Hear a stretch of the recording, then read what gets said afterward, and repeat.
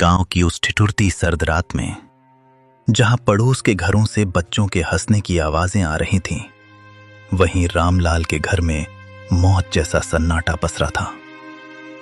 रामलाल, जिसने कभी बड़े बड़े भोज में राजाओं की तरह 56 भोग परोसे थे, आज अपनी ही बहू की जली हुई और सख्त रोटियां निगलने को मजबूर था।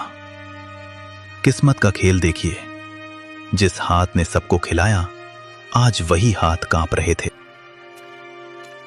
थाली को पैर से जमीन पर घसीटते हुए, लो निगल लो इसे। सारा दिन खटिया तोड़ते हो, कम से कम ये जली रोटियां तो खा ही सकते हो। और सुन लो बुढ़े, कल सुबह सूरज निकलने से पहले आंगन चकाचक साफ मिलना चाहिए। मुफ्त की रोटियां तोड़ना बंद करो। तुम्हारी इस खांसी और मनहूसियत ने घर का सुकून छीन लिया है। बेटी, गला सूख रहा है। अगर थोड़ा सा गुड़ का टुकड़ा मिल जाता तो ये सूखी रोटी अंदर उतर जाती। गुड़ चाहिए इन्हें? अरे अपनी औकात देखिए। जब से मां गई है, तुम हमारे सिर पर बोझ बन गए हो। सच तो यह है कि तुम्हें भी मां के साथ ही चले जाना चाहिए था। अब यहां हमारे टुकड़ों पर पल रहे हो, और नखरे ऐसे जैसे अभी भी किसी रियासत के रसोइये हों। बेटा, जिस दिन तू पैदा हुआ था, उस दिन मैंने पूरे गांव को घी के लड्डू खिलाए थे। तुझे अपनी हथेलियों पर छांव देकर बड़ा किया। क्या यही दिन देखने के लिए मैंने तुझे काबिल बनाया था? तभी 7 साल का पोता गोलू दौड़ता हुआ आता है और रामलाल के गले लग जाता है। उसकी आंखों में गुस्सा और दुख दोनों हैं। पापा, आप दादाजी को ऐसे क्यों बोल रहे हो? जब मुझे डर लगता है तो यही दादाजी मुझे अपनी गोदी में सुलाते हैं। माँ, आपने इन्हें जली हुई रोटी क्यों दी?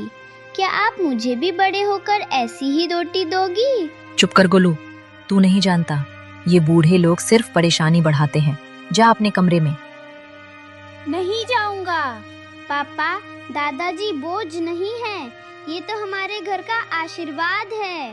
आप कहते हो ना कि ये आपके टुकड़ों पर पल रहे हैं, पर दादाजी ने तो मुझे बताया था कि ये घर और ये खेत उन्होंने अपनी मेहनत से बनाए हैं। फिर ये आपके टुकड़े कैसे हुए? गोलू, तू छोटा है, बड़ों के बीच मत बोल।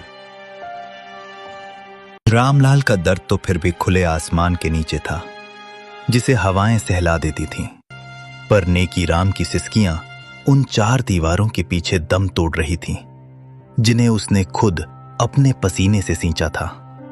उसका बेटा पवन और बहू शीला ने उसे घर के पीछे एक ऐसे स्टोर रूम में फेंक दिया था, जहां कबाड़ और मकड़ी के जालों के सिवा कुछ न था। उस अंधेरी कोठरी में नेकी राम का वजूद भी उस पुराने सामान जैसा हो गया था, जिसे अब कोई छूना नहीं चाहता। शीला, उफ, कितनी सड़ांध और बदबू आती है इस काल कोठरी से। पवन, कल इस बुढ़े के बर्तन एकदम अलग कर देना। मेरे बच्चों को सख्त हिदायत है कि इनके हाथ का छुआ पानी भी ना पिएं, कहीं कोई बीमारी ना लग जाए। और हाँ, आज इन्हें रात का खाना मत देना, सजा मिलनी चाहिए इन्हें। आज गलती से इन्होंने दीवान खाने के सोफे पर हाथ रख दिया था, सारा सोफा गंदा कर दिया। बेरहमी से कमरे के अंदर झांकते हुए, बिल्कुल सही कह रही हो शीला। पिताजी, आपकी वो पुरानी डायरी और वो टूटा हुआ चश्मा मैंने आज सुबह ही कूड़े के ढेर में फेंक दिया है। अब आपको पढ़ने लिखने की क्या जरूरत? आप बस इस अंधेरे कोने में पड़े रहिए और अपनी मौत का इंतजार कीजिए। हमारी जिंदगी में दखल देना बंद कर दो। बेटा पवन, अपनी जवानी की एक एक पाई जोड़कर मैंने ये आलीशान घर बनाया था, ताकि तू और तेरे बच्चे सुकून से रह सकें। आज उसी घर का एक कोना मुझे नसीब नहीं। आज मुझे ही तू कूड़ा कह रहा है। जिस चश्मे से मैं तुझे पढ़ते हुए देखता था, उसे ही फेंक दिया। तभी नेकीराम की 6 साल की पोती पिंकी चुपके से कमरे में दाखिल होती है। उसके हाथ में एक छोटी सी पानी की बोतल और अपनी टिफिन से बची